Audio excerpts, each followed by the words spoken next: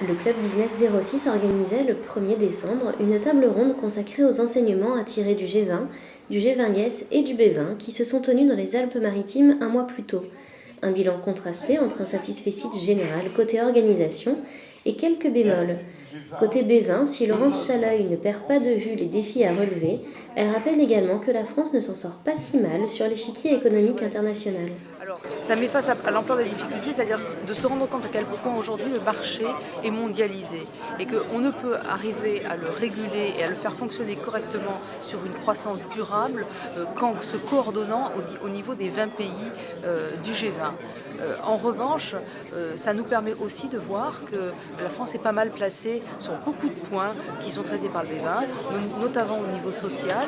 On a quand même des avantages que n'ont pas d'autres pays et on a certains domaines où on est très avancé par rapport à d'autres pays. Donc ça permet aussi de nous repositionner au sein des pays du G20.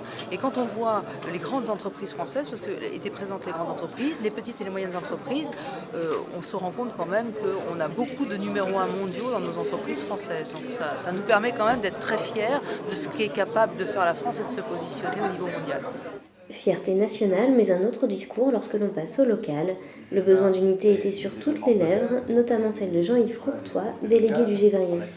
Il y a beaucoup de choses encore à faire dans notre territoire. Je pense qu'il faudrait commencer à essayer de mettre un petit peu tout le monde d'accord sur l'objectif que l'on poursuit, les priorités qu'on se donne justement, et qu'on essaie de créer une motivation autour de cet enjeu qui consiste à créer plus d'emplois, plus d'innovation, plus de nouvelles entreprises, et que ces entreprises arrivent à grandir sur le territoire.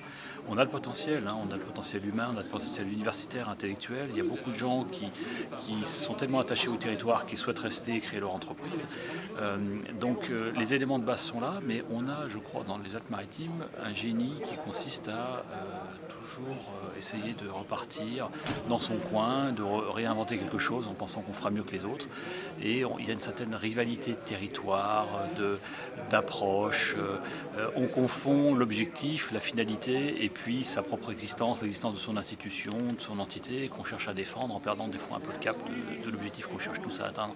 Donc je crois que sous réserve qu'on arrive à créer un peu un effet d'entraînement et à jouer plus collectif, on a des atouts que beaucoup de territoires n'ont pas et qui réussissent mieux que nous, malgré tout.